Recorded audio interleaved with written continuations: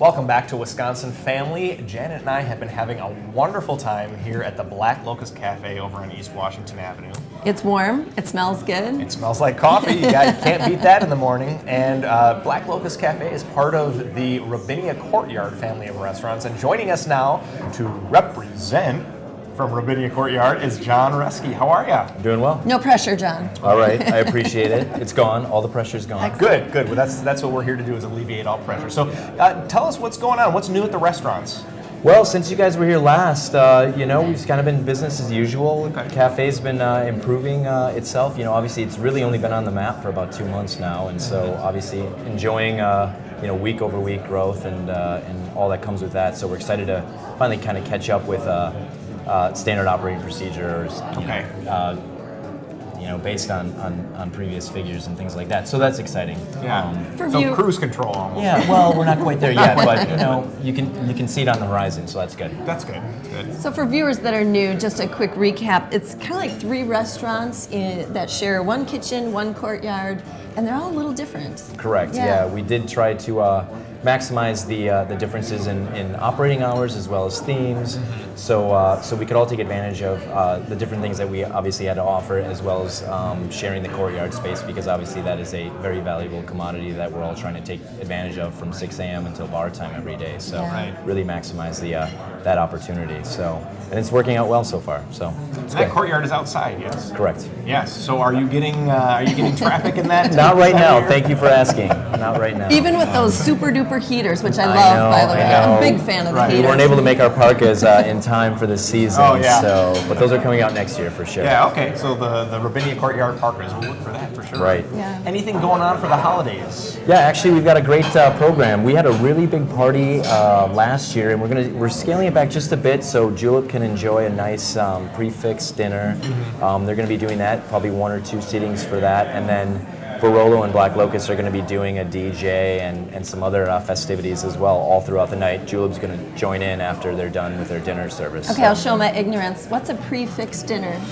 Prefix dinner is just a set menu. You come in, you pay a fixed price, and then it just gets coursed out and brought to you. There's no discussion. There's no choosing. Substitutions. Yeah, there's no substitutions, no a la carte. I'm sure there are some substitutions for those who require them, but generally the enjoyment is about the chef's creativity, and really maybe going outside the box a little bit. It is New Year's after all, and then obviously it'll be paired with some wines and some great offerings from Barolo as well. So everything's taken care of. You just enjoy. Yeah, it's the experience. Exactly. You get to shut that part of your brain off, right? Yeah. I mean, half of the dilemma with going out to eat or choosing is just the act of choosing itself, right? And if you have too many options, sometimes it can be overwhelming and maybe diminish the end result.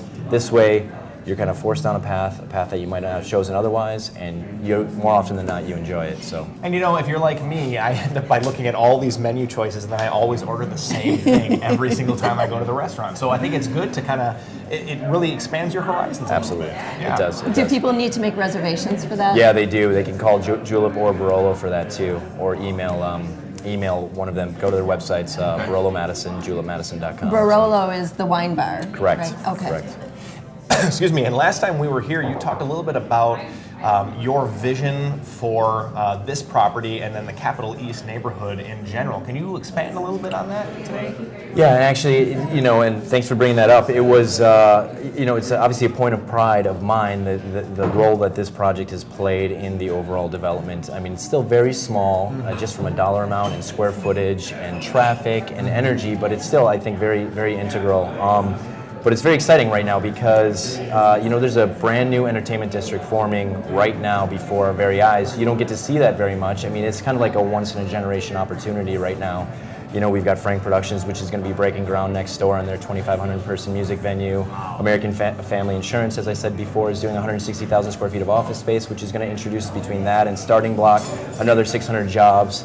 So it's going to be an economic base, it's going to be an entertainment base, and it's exciting because the Lyric is going up on the 1,000 block, which is going to house 200 market rate units, as well as 30,000 square feet of commercial space, as well as another restaurant that will obviously participate in all of this energy as well. This is all happening within just right in this area here, or Exactly. Yeah. Really, just few these 4 blocks. But Yeah. the story is even bigger than that. You know, obviously the city's working on the public market on First and East Wash, and as part of the old Fiore Plaza project. So that's going to take off. Marling Lumber is already going to be redeveloped by a group out of Atlanta pretty soon.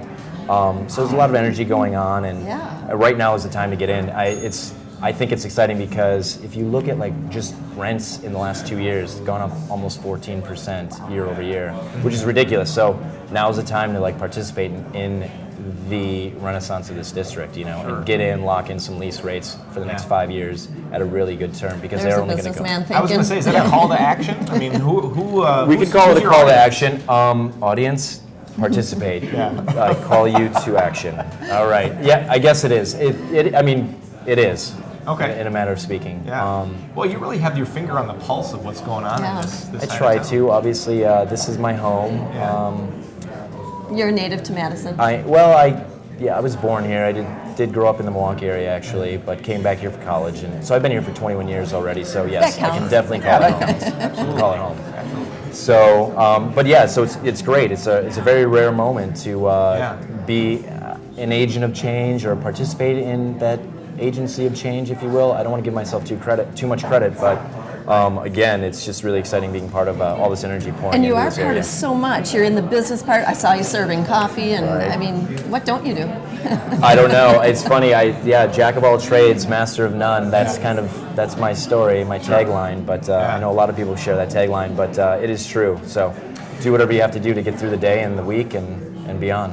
You know, it strikes me that a percentage of our viewers probably are business owners, but many of them are not. What can the folks who don't have a small business that they're running or a small enterprise do to help you guys out and kind of participate in this somewhat global effort, East Side global effort? That's a good question. I mean, obviously, patronizing all of the establishments up and down this corridor is Locally first owned, and too. foremost. They're all locally owned, and Otto Gephardt did a good job, and Rich and Helen over at Stonehouse Development, who's putting up the Lyric, they're doing a great job of keeping the tenancy local as well.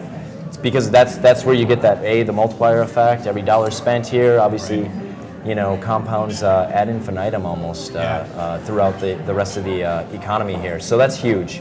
And then again, it's also about that energy because everybody knows the owners. Everybody wants to take care of them. Give them business whenever possible. It's so much easier having a face behind the business. It really right, that creates you a know. community feel to the whole effort, really. Yeah, absolutely. Yeah. Absolutely. Well, John Reske, we so love coming here, and we look forward to coming here for the next season. And you're always great to talk to. As you can see, I have no notes at all. This guy is just prepared. He knows what he's talking about. I'm looking forward to the Courtyard, actually. All right. We'll see you in 3 months. right. 7 months. I don't know. 3 months. So come on down to Robinia Courtyard, Julep, Black Locust Cafe, and Barolo's, right? Did I say that right? You did. That's all the time we have for Wisconsin Family. Join us next time. Every day is a new beginning. Shine your light. It's a day and the world is waiting. Move along to the song, singing in your soul. Feel the beat, clap your hands.